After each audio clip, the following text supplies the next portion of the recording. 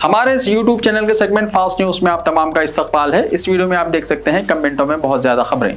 तो आइए शुरू करते हैं वीडियो को और देखते हैं आज की ताजा तरीन खबरें। वखाराबाद के अनंतगिरी घाट रोड पर दिलखराज सड़क हादसा।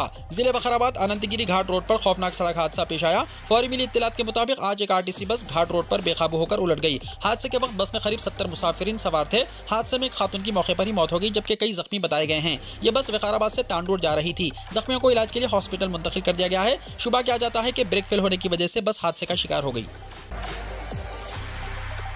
हैदराबाद में रॉन्ग साइड ड्राइविंग करने और ट्रिपल राइडिंग पर भारी जुर्माने। शहर हैदराबाद में ट्रैफिक कवानीन पर सख्ती से अमलावरी को यकीनी बनाने के लिए और सड़क हादसा पर काबू पाने के लिए सिटी पुलिस की जानिब से एक अहम फैसला लिया गया है। ट्रिपल राइडिंग और रॉन्ग रूट गाड़ियां चलाने वालों को भारी जुर्माने आयद किए जाएंगे। अगर आप रॉन्ग साइड गाड़ी चलाते हैं तो 1700 रुपये जुर्माना आयद किया जाएगा, और अगर आप ट्रिपल राइडिंग यानी मोटरसाइकिल पर 3 लोगों को सवार करते हैं तो 1200 रुपये जुर्माना आयद किया जाएगा। हैदराबाद ट्रैफिक पुलिस ने कहा है कि वो इस महीने की 28 तारीख से खुसूसी मुहिम चलाएंगे और कवायद पर अमल न करने वालों के खिलाफ सख्त कार्रवाई की जाएगी। पुलिस का ख्याल है कि ट्रैफिक कवानीन पर अमल करके जानी नुकसान को रोका जा सकता है। पुलिस ने कहा कि यह खुसूसी मुहिम और ऑपरेशन सिर्फ ट्रैफिक कंट्रोल और मोटरसाइकिल सवारों की हिफाजत के मकसद से चलाई जा रही है।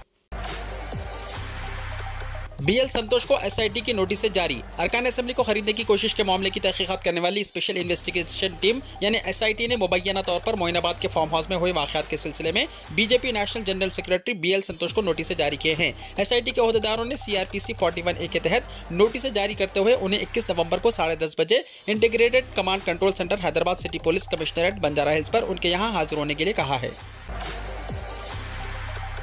क्या कविता की गिरफ्तारी करीब है? अरकान असेंबली को खरीदने की कोशिश मामले के केस में तेलंगाना एसआईटी की जानिब से BJP national general secretary BL Santosh को नोटिसें जारी करने के साथ अब ये इशारे हैं कि लकर स्कैम में एमएलसी के कविता की गिरफ्तारी करीब है और उन्हें अनकरीब गिरफ्तार किया जा सकता है। ये मरकज और रियासत का जैसे को तैसा खेल जैसा मालूम होता है। अभिषेक बोनपल्ली की 5 रोजा तहवील खत्म होने के साथ कविता को, जो मुबैना तौर पर अभिषेक से करीब है, इम्कान है कि नोटिसें जारी किए जाएंगे और बाद में उन्हें तहवील में लिया जाएगा। बीजेपी ने मुझे चीफ मिनिस्टर बनाने की पेशकश की थी, कविता का दावा। टीआरएस के एमएलसी के कविता ने सनसनी इंकशाफ करते हुए कहा कि बीजेपी ने उन्हें तेलंगाना में शिंदे मॉडल की तजवीज़ पेश की थी। जाफरानी जमात ने अपने दोस्तों और हमख्याल इदारों के जरिए वालिद चीफ मिनिस्टर केसीआर के खिलाफ बगावत पर चीफ मिनिस्टर बनाने का पेशकश किया था, जिसको ठुकराते हुए उन्होंने टीआरएस हुकूमत के खिलाफ साजिश तैयार करने वाली ताकतों के मुंह पर तमाचा रसीद कर दिया। हाल ही में टीआरएस के तौसीई इजलास से खिताब में चीफ मिनिस्टर केसीआर ने अपनी बेटी के कविता को बीजेपी से ऑफर का दावा करके सबको हैरतजदा कर दिया था और बीजेपी के खिलाफ आर पार की लड़ाई का ऐलान करके पार्टी अरकान असेंबली को चौकन्ना रहने की हिदायत दी थी। जिसके बाद टीआरएस और बीजेपी में लफ्जी जंग शुरू हो गई, जो आज तशद्दुद और एक दूसरे के खिलाफ एहतजाज में तब्दील हो गई।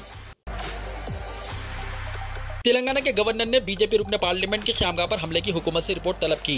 गवर्नर तेलंगाना तमिलिसाई सविंदराराजन ने बीजेपी रुकन पार्लियामेंट डी अरविंद की ख्यामगाह पर हमले की मजम्मत करते हुए तशवीश का इजहार किया। वाक़े की तफसीली रिपोर्ट पेश करने के लिए डीजीपी एम महेंदर रेड्डी को हिदायत दी। गवर्नर ने कहा कि जमहूरियत में तशद्दुद के लिए कोई जगह नहीं है। बीजेपी एमपी की ख्यामगाह पर एहतजाज करके अशिया को नुकसान पहुंचाया गया। अरविंद के अरकान खानदान और नौकरों को डराया धमकाया गया, जिसकी हर शहरी को मजम्मत करनी चाहिए। जमहूरी निज़ाम में इजहार ख्याल की आज़ादी और एहतजाज पर शहरी का हक है, मगर तशद्दुद बर्पा करने की किसी को इजाज़त नहीं है। डीजीपी महेंदर रेड्डी सारे वाक़े पर रिपोर्ट राजभवन को रवाना करें। कविता को टीआरएस एमएलएस ने शिकस्त दी।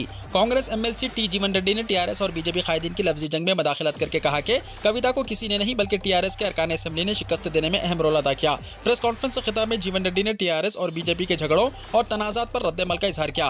कल के कविता ने 2019 के लोकसभा इंतखाबात में कांग्रेस और बीजेपी ने एक दूसरे से खुफिया साजबाज करके उन्हें शिकस्त देने का इल्जाम आयद किया था, जिस पर जीवन रेड्डी ने कहा कि के कविता के घमंड और तकब्बुर को तोड़ने के लिए निजामाबाद के हुदूद में टीआरएस अरकान असेंबली ने उन्हें शिकस्त देने में अहम रोल अदा किया। उन्होंने कहा कि के कविता जिस हल्के की नुमाइंदगी करती थी, उस हल्के में 7 असेंबली हल्कों पर टीआरएस का कब्जा है। टीआरएस अरकान असेंबली कामयाब हो सकते हैं तो कविता को कैसे शिकस्त हो सकती है? कविता को पता है कि टीआरएस अरकान असेंबली ने उनसे दगाबाजी की, बावजूद इसके हक़ाइक़ को तस्लीम करने के बजाय अपनी नाकामी के लिए कविता हमेशा कांग्रेस को कसूरवार करार देते हुए आवाम को गुमराह करने की कोशिश कर रही है।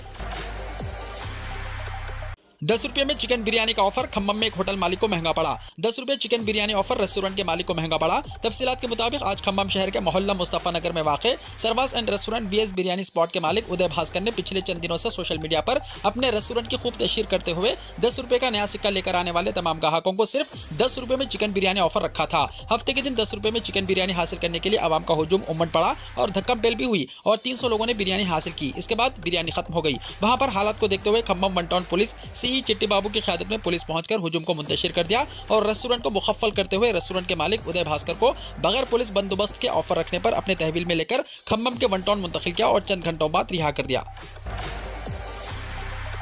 एसएससी एग्जाम्स के लिए फीस दाखिल करने की आखिरी तारीख बढ़ा दी गई। डायरेक्टर सरकारी इम्तिहानात तेलंगाना के मुताबिक रियासत में एसएससी एग्जाम्स के लिए फीस दाखिल करने की आखिरी तारीख 24 नवंबर मुकर्रर की गई है। 50 रुपये जुर्माने के साथ 5 दिसंबर, 200 रुपये जुर्माने के साथ 15 दिसंबर और 500 रुपये जुर्माने के साथ एसएससी की एग्जाम फीस 29 दिसंबर तक जमा की जा सकती है। एसएससी ओएसएससी वोकेशनल एग्जाम्स जो मार्च 2023 में मुनक्किद होंगे, इसके लिए एग्जाम फीस के अदखाल का ऐलान किया गया है। मज़ीद तफसीलात के लिए उम्मीदवारों को मशवरा दिया गया है कि वो मुताल्लिक़ा हेडमास्टर से रुजू हों या वेबसाइट www.bsc.telangana.gov.in पर मुलाहिज़ा करें। अवामी मसाइल पर कांग्रेस का 21 नवंबर से 5 दिसंबर तक एहतजाज। सदर तेलंगाना प्रदेश कांग्रेस कमेटी ए रेवंत रेड्डी ने अवामी मसाइल के खिलाफ एहतजाज के लिए तैयार हो जाने का पार्टी केडर को मशवरा दिया। ए रेवंत रेड्डी ने आज शाम जूम मीटिंग से खिताब करते हुए कहा कि तेलंगाना की टीआरएस हुकूमत किसानों के कर्जों की माफी, बंजर जमीनों की तकसीम के अलावा दूसरे वादों को निभाने में पूरी तरह नाकाम हो गई, जिसके खिलाफ कांग्रेस ने देहातों से रियासती सतह तक एहतजाजी मुहिम चलाने का फैसला किया है। 21 नवंबर को शहर में दस्तयाब रहने वाले कांग्रेस कायदीन का एक वफ्द चीफ सेक्रेटरी सोमेश कुमार से मुलाकात करके एक याददाश्त पेश करेगा। 24 नवंबर को रियासत के तमाम मंडल हेडक्वार्टर्स पर एहतजाज दर्ज करवाया जाएगा। 30 नवंबर को असेंबली हलकों के हेडक्वार्टर्स पर सुबह 11 बजे से शाम 5 बजे तक एहतजाजी धरने मुनज़्ज़म किए जाएंगे और 5 दिसंबर को तमाम जिले हेडक्वार्टर्स पर एहतजाज करते हुए कलेक्टर्स को याददाश्त पेश की जाएंगी। हैदराबाद में इंडियन कार रेसिंग लीग का हुआ आगाज। हैदराबाद के हुसैन सागर झील के पास मुल्क की सबसे पहली इंडियन कार रेसिंग लीग का आगाज हुआ। वजीर इंफॉर्मेशन टेक्नोलॉजी तारक रामाराव ने इंडियन कार रेसिंग लीग का रस्मी तौर पर इफ्तिताह किया। इस कार रेस में हैदराबाद की 6 टीमें हिस्सा ले रही हैं। हर टीम में 2 हिंदुस्तानी और 2 बैनुल-अक़वामी ड्राइवर शामिल हैं। इनमें एक खातून भी है। शहर में पहली मरतबा होने वाली फार्मूला कार दौड़ को देखने के लिए अवाम का एक हुजूम उमड़ पड़ा। चूंकि यहाँ पहली मरतबा इस दौड़ का एहतमाम हो रहा है, इसलिए ड्राइवरों ने भी एहतियात से दौड़ में हिस्सा लिया। अगरचे इन गाड़ियों की मुकम्मल रफ्तार 250 किलोमीटर फी घंटा है, ताहम हुजूम को पुरसुकून रखने के लिए ड्राइवरों ने 140 से 150 किलोमीटर की रफ्तार से ही दौड़ में हिस्सा लिया।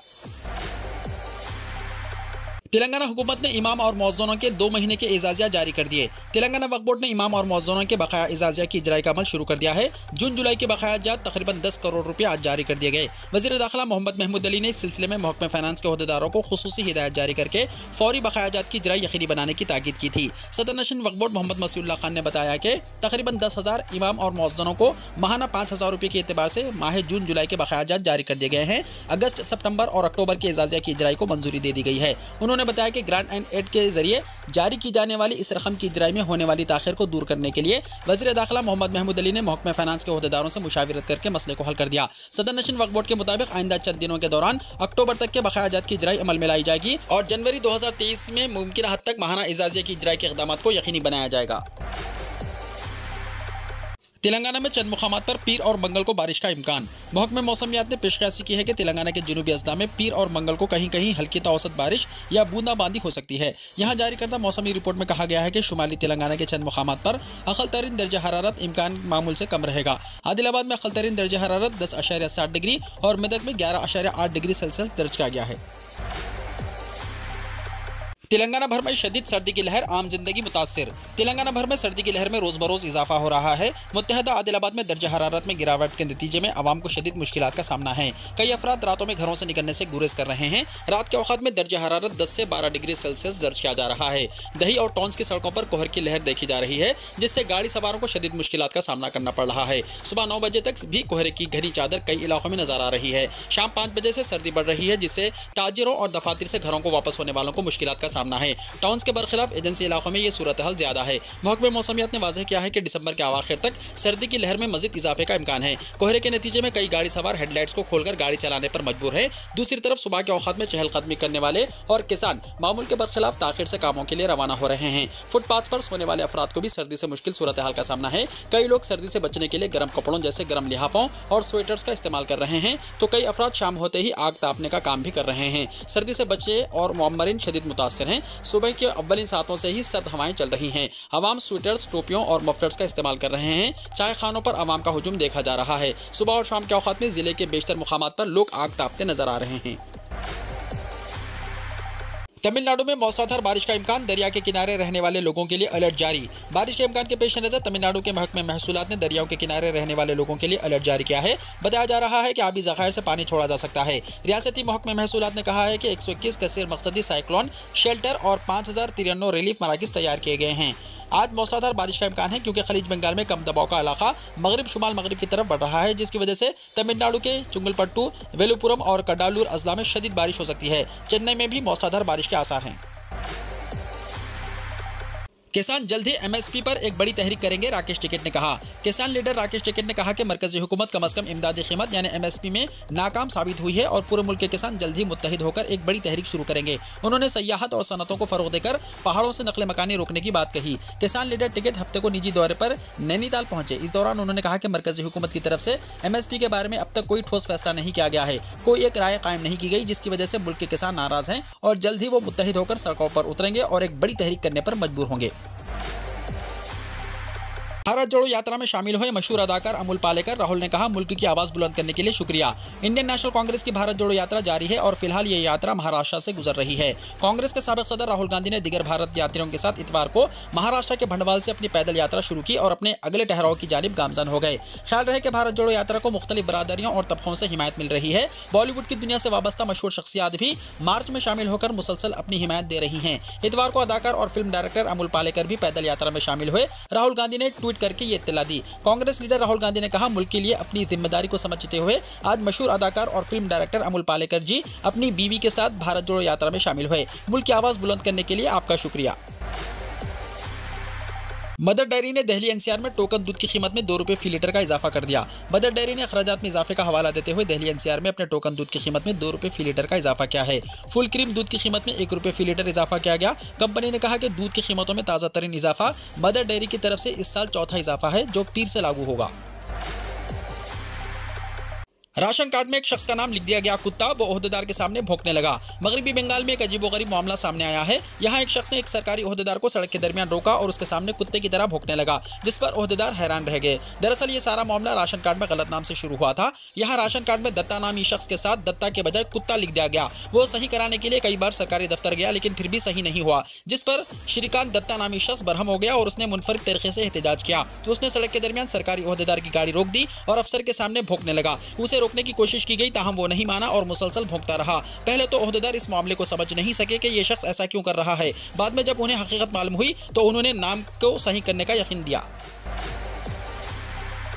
सदर द्रौपदी मुर्मू का इतवार को मोतियाबिंद का ऑपरेशन किया गया। सदर द्रौपदी मुर्मू की दाएं आंख का इतवार को मोतियाबिंद का ऑपरेशन किया गया है। यह ऑपरेशन यहां के आर्मी अस्पताल रिसर्च एंड रेफरल में किया गया। राष्ट्रपति भवन ने एक रिलीज में कहा कि मुर्मू की सर्जरी कामयाब रही और उन्हें अस्पताल से फारिग कर दिया गया है। 64 साल मुर्मू ने 16 अक्टूबर को आर्मी अस्पताल में अपनी बाएं आंख में मोतिया का ऑपरेशन किया था। राष्ट्रपति भवन ने कहा कि हिंदुस्तान की सदर द्रौपदी मुर्मू ने 20 नवंबर 2022 को आर्मी अस्पताल यानी रिसर्च एंड रेफरल नई दिल्ली में अपनी दाएं आंख में मोतिया का ऑपरेशन कराया। सर्जरी कामयाब रही और उन्हें अस्पताल से फारिग कर दिया गया। मुर्मू ने 25 जुलाई को हिंदुस्तान के 15वें सदर के तौर पर हलफ लिया। सऊदी अरब में विजिट वीजे पर आने वालों को कार चलाने की सहूलत। मुमलिकत में हुकूमत की जानिब से सयाहों को सहूलतें फराहम करने के सिलसिले में एक और इजाफा हुआ। सऊदी अरब में इदारा अमन आम्मा की जानिब से विजिट वीजे पर आने वाले ज़ायरीन को ड्राइविंग के लिए NOC जारी करने की सहूलत अबशर आमाल पर फराहम कर दी गई है। सबक न्यूज़ के मुताबिक रेंट ए कार सर्विस की कंपनियों को अबशर आमाल के जरिए खुसूसी NOC जारी करने की इजाज़त दी गई है। विजिट वीजे पर मुमलिकत आने वाले ऐसे ज़ायरीन जिनके पास मुमलिकत के लिए मंजूर शुदा कारामत इंटरनेशनल ड्राइविंग लाइसेंस है, उन्हें इदारे ट्रैफिक पुलिस से रुजू किए बगैर मुमलिकत में गाड़ी चलाने के लिए खुसूसी NOC जारी किया जा सकता है। मुमलिकत आने वाले ज़ायरीन को जारी किया जाने वाला NOC rent a car service वाली कंपनियों के अबशार आमाल प्लेटफॉर्म से जारी किया जाता है, जिसके लिए ज़ायरीन के पासपोर्ट पर दर्ज इमिग्रेशन नंबर को रजिस्टर किया जाएगा। ड्राइविंग के लिए फराहम किए जाने वाले NOC की सहूलत खतर में होने वाले वर्ल्ड कप में आने वाले उन ज़ायरीन को भी जारी किया जा सकेगा जो वर्ल्ड कप के दौरान मुमलिकत आए हुए हैं। 51वीं यौम वतनी पर अमारत में 3 दिन की तातीलात का ऐलान। 21 दिसंबर से 3 दिसंबर तक सरकारी और प्राइवेट सेक्टर के तमाम मुलाजिमीन को तनख्वाह समेत छुट्टी दी जाएगी। मुत्तहदा अरब अमारात में 51वीं यौम वतनी और यौम शहीद के मौके पर पूरे मुल्क में 3 दिन की तातीलात का ऐलान किया है। रिपोर्ट के मुताबिक वजारत अफरादी क़ुव्वत और अमारात एविएशन ने 51वीं यौम वतनी और यौम शहीद के मौके पर पूरे मुल्क में 3 दिन की तातीलात का ऐलान किया है। 21 से 3 दिसंबर 2022 तक सरकारी और प्राइवेट सेक्टर के तमाम मुलाजिमीन को तनख्वाह समेत छुट्टी दी जाएगी। मलेशिया में पार्लिमानी इंतखाबात में कोई भी जमात अक्सरियत हासिल नहीं कर सकी। मलेशिया के इलेक्शन कमिश्नर ने ऐलान किया है कि मुल्क में कोई भी जमात पार्लिमानी इंतखाबात में अक्सरियत हासिल नहीं कर सकी। अर्ना की खबर के मुताबिक अब्दुल गनी सालेह ने इतवार को एक प्रेस कॉन्फ्रेंस में कहा कि हफ्ते को होने वाले पार्लिमानी इंतखाबात में कोई भी जमात वाज़ेह अक्सरियत हासिल नहीं कर सकी। उन्होंने कहा कि वोटों की गिनती से पता चलता है कि मुल्क की कोई भी सियासी जमात या इत्तेहाद मतलूबा तादाद में सीटें हासिल नहीं कर सका। मलेशिया की पार्लियामेंट की 222 सीटें हैं। इसके मुताबिक वहाँ अक्सरियत हासिल करने के लिए कम अज कम 112 सीटें जरूरी है, जिसके मुताबिक मलेशिया में हालिया इंतखाबात में एक मुअल्लक़ पार्लियामेंट तश्कील दी जाएगी। इन इंतखाबात में अपोजिशन लीडर अनवर इब्राहिम के इत्तेहाद को 83 सीटें मिली हैं, जो कि अक्सरियती तादाद से बहुत दूर है। मलेशिया के इन इंतखाबात की सबसे अहम खबर इस मुल्क के साबिक़ वज़ीर-ए-आज़म महातिर मोहम्मद की शिकस्त है। 97 साल महातिर मोहम्मद 2 मरतबा मलेशिया के वज़ीर-ए-आज़म के ओहदे पर फायज रह चुके हैं। वो इन इलेक्शंस में अपनी सीट नहीं बचा सके। वीडियो को लाइक शेयर कीजिए और हमारे इस YouTube चैनल को सब्सक्राइब करते हुए इसके बेल आइकॉन को भी प्रेस कर लीजिए, ताकि ऐसी ही ताज़ा तरीन खबरों का नोटिफिकेशन सबसे पहले आपको मिलता रहे।